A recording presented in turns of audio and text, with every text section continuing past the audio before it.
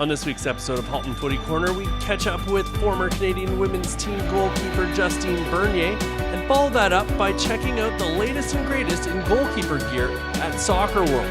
But first, we talk to Kim Brasser from Future Girls Soccer.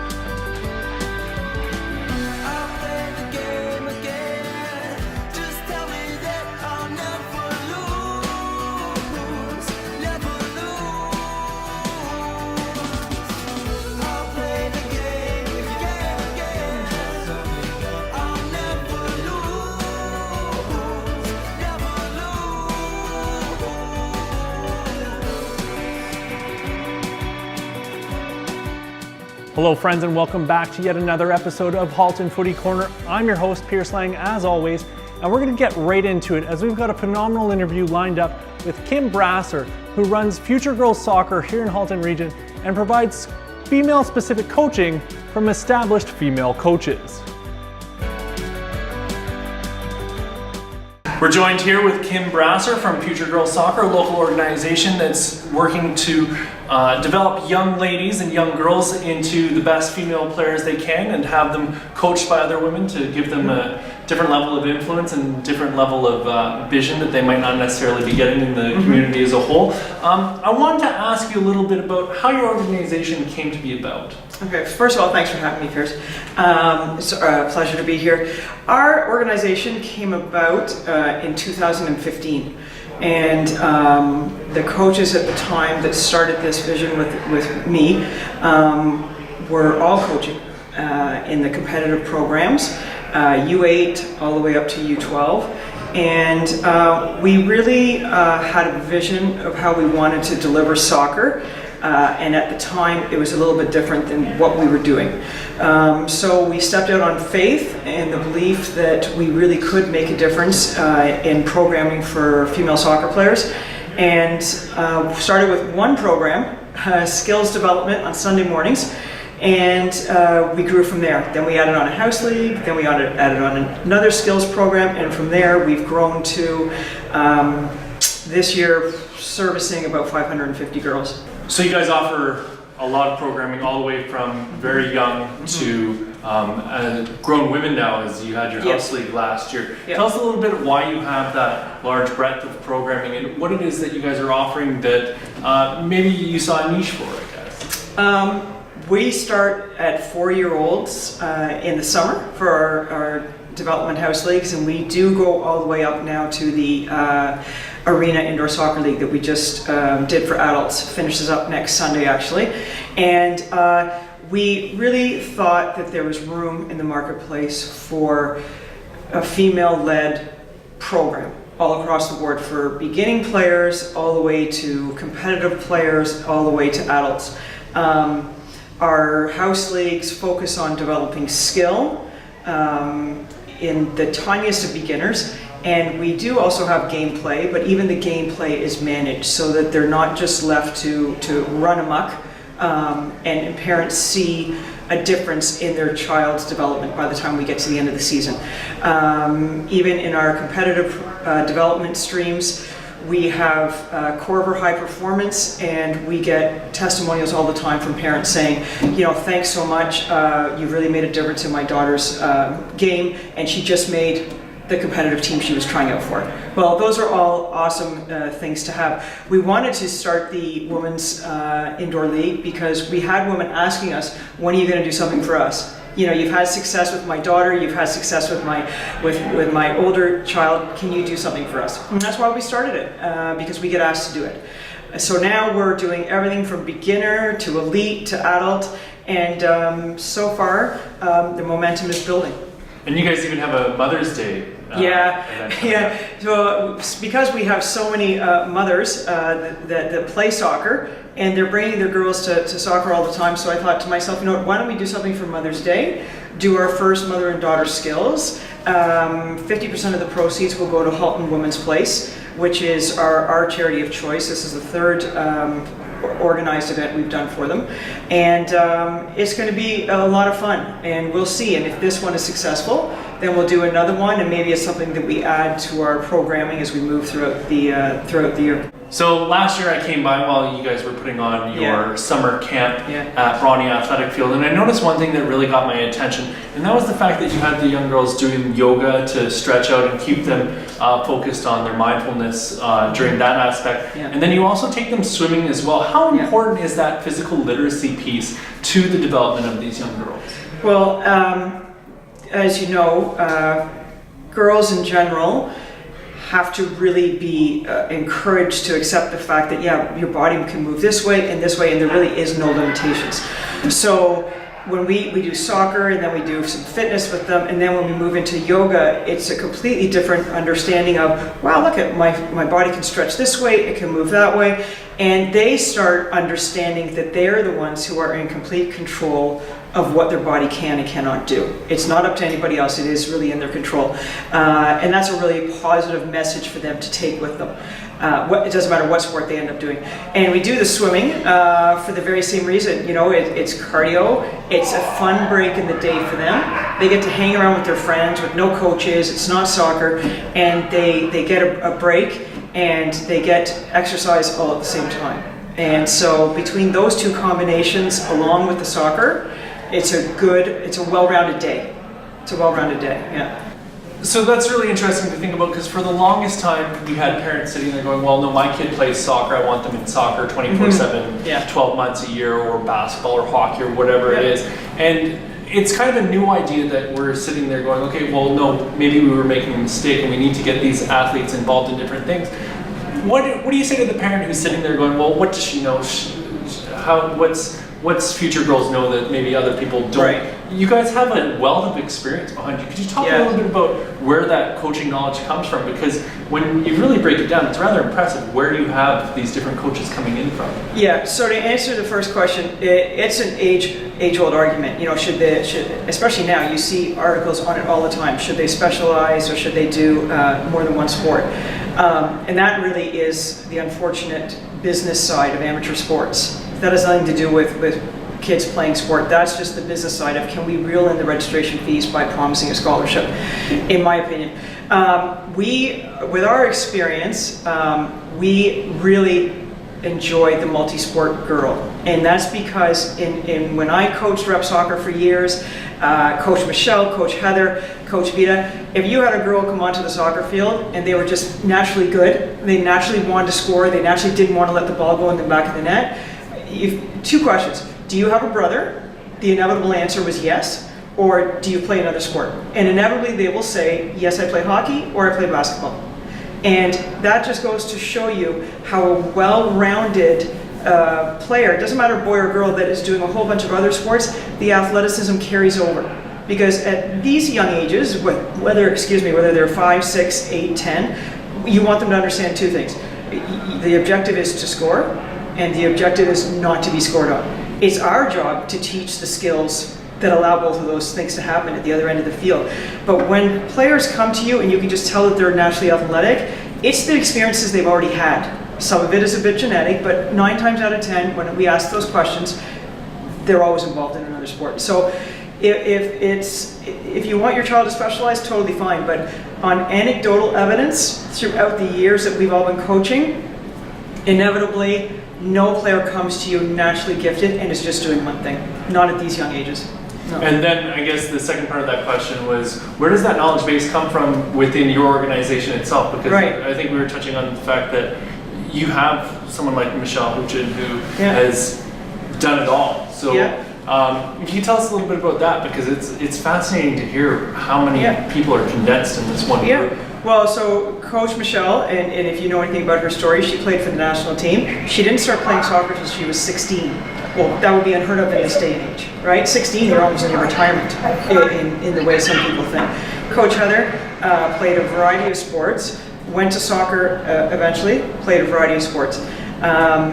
Coach Vita played a variety of sports. Coach C was a AAA hockey player and went to soccer. Diane Matheson, hockey player and soccer player, turned to soccer eventually. Christine Sinclair, baseball player. That's why she's number 12. Roberto Alomar went to soccer eventually. Like, the list of players that have been successful on the Canadian landscape, when you read about their backgrounds, they've all done something else.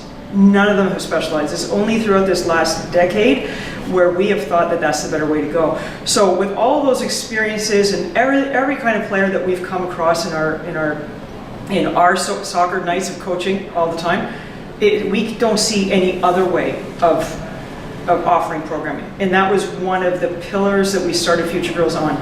We will always offer an avenue for the multi-sport girl. So among those different avenues, what can we expect this year in 2018 that might be new to your program? New to our program this year, we added, last year we always do a survey at the end of House League, and the parents asked us for 2 nights a week for the 8 to 9-year-old girls. They asked us for 2 nights a week for the 10 to 12-year-old girls. So we've added that on. 8 to 9-year-olds is already sold out, so now we've had to add on another. So we've added that. We've had a lot of demand for another week of camp, so we added on another week of camp. And the biggest thing that we've added on this year in respect to what I was talking about, the soccer, we've added on this soccer hockey camp called Socky. And one of our soccer coaches from last year is actually the ex-Canadian captain of the World Junior team that won gold, Kristen Capizano, who's an Oakville hometown girl. She was one of our soccer coaches who used to actually be trained by Coach Michelle when she was young. So I approached her and asked her if she would be interested in being the lead coach for this hockey portion of the camp, and Coach Michelle will be the lead coach of the soccer.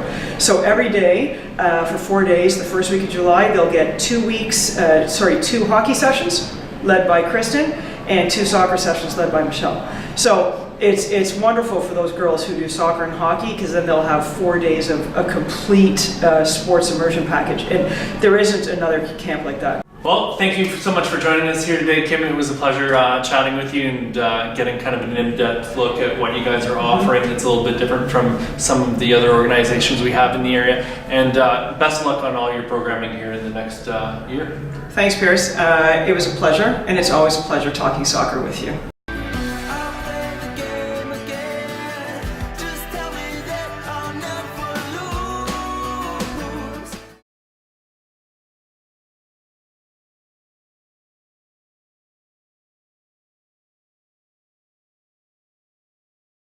Role within Ontario Rex is as the head goalkeeper coach. So what Ontario Rex is we've collected the best talent, we've ID'd the best talent from across Ontario, and we've brought them together in billet houses, or they commute in from their family home into Markham, training every day just in a high level environment with high competition to better prepare them as as we're building that national team. Well, the one thing I got to experience overseas when I was coaching is that it wasn't goalkeeper specific. I got to just coach kids in general, and I think one of the things I'd love to see in Canada, in this area specifically, is just more freedom. Just let them play. It breaks my heart. There's no kids playing in the street, playing in the park. They'd rather play FIFA or something, but just letting them play. Just play on the ball, get a feel for the ball, do tricks, scrape your knees, get dirty, take tackles, celebrate, and have fun. I think it's huge. I mean, we talk about this invisible glass ceiling all the time, and that would take a huge chunk out of it. I mean, the opportunities for women in soccer are huge, whether it's collegiately, whether it's internationally, whatever it is, but to get paid for what you love to do, I think it's something that myself and all the other women before me and now that we've worked so hard to be able to give back, and these young girls having that to look up to, having that to aspire to, it's amazing.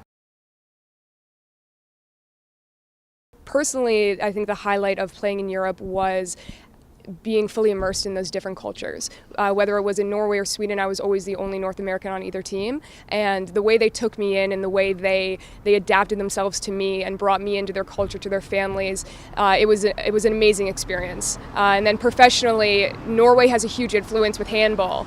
My goalkeeper coach in Norway was actually a very skilled handball goalkeeper, and so he was able to teach me some of the techniques from handball that directly related to goalkeeping, and it's actually techniques that I still teach, because it's fundamental.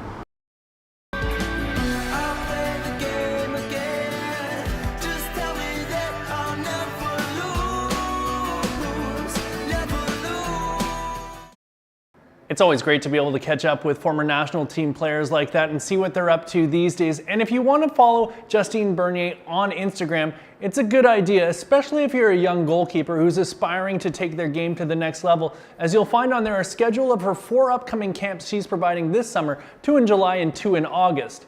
Now, sticking with the thread of goalkeeping, we're going to head on over to Soccer World here in Oakville and find out what new products are available for goalkeepers that might help you take your game to that next level. Soccer World was founded in 2001. From day one, Soccer World has vowed to have a great selection and great people to show, share, and educate on the wide array of products for your game. Soccer World has a huge range in every department at all times. Cleat starter packages for only $39.99, up to all top levels of professional cleats for over $350. For recreational players to professionals, Soccer World has everyone covered. Welcome back to Halton Footy Corner, guys. We're here at Soccer World, located at 521 North Service Road East in Oakville. And I'm joined by Sean, and we want to keep things in line with our discussion we just had with Justine Bernier and find out what's new in the world of goalkeeping and what are some things that maybe parents and players are ignoring that might be able to help them take their game to the next level. So Sean, first off, you've got some gloves here by Rouge, correct? Tell me a little bit about what's so special about these. Certainly do. These are actually one of the best quality goalkeeper gloves now. We've got this one is the Reusch Prisma Supreme G3 Fusion with Orthotech technology. It's essentially finger saves in the backs of the gloves. So a lot of goalkeepers, what they prefer to have is a little bit extra protection to prevent their fingers from kind of hyperextending, I guess, in a way. Yeah. So it's just that giving you like solid protection. So when you're trying to grip the balls with those extremely hard shots that are coming at you. So you can simply unzip there, and then you would actually remove the finger save. So it gives you that option to either have it with finger save or without. It also gives you the option to customize certain fingers. So say you happen to have an injury in one finger, you can leave that in, say, just your thumb, and then you can take the other ones out if you don't like it in the other fingers. All right, fantastic. And then staying in line with goalkeeper gloves, I know there's a product here, this cleaner that you guys have handy. Tell me a little bit about this and why it's so important as well, because I know playing backup keeper once in a while, you get stuck with that pair that the team manager's got in the bag, and you go for food after, and it's hard to get that smell off your hands. That smell stays with you forever, right? Yeah. But fortunately, the Reusch Glove Wash here, what this does, it's actually a rinse for the actual latex on the gloves.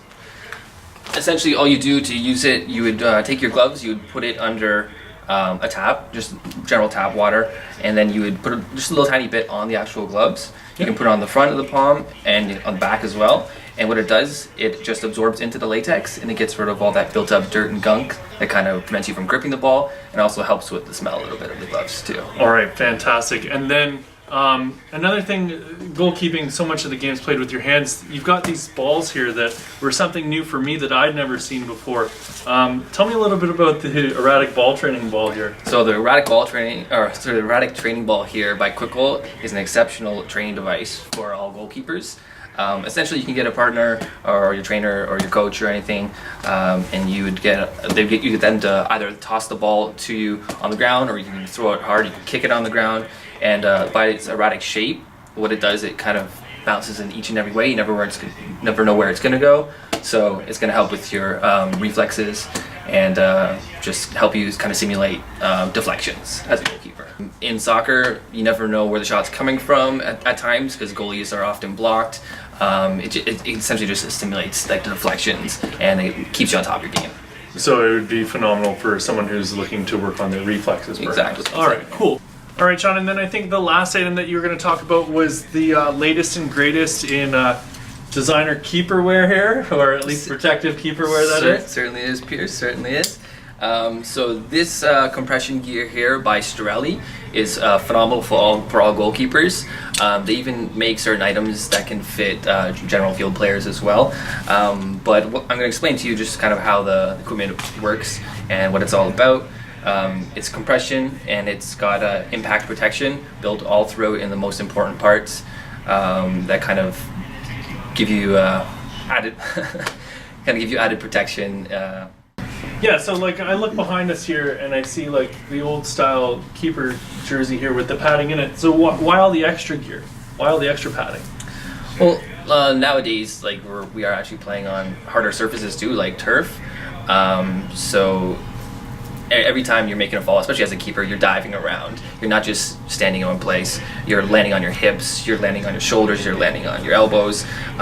This is all strategically placed to kind of help the protection in those areas that are getting affected most. Yeah. Thanks, Sean. That was phenomenal. Thank you, Pierce. Yeah, and for you guys at home, if you're looking to get into goalkeeping or you have a kid out there who's looking to take their game to the next level, feel free to stop on by Soccer World. They've got all your goaltending needs suited here, and they can get you outfitted to play outfield as well.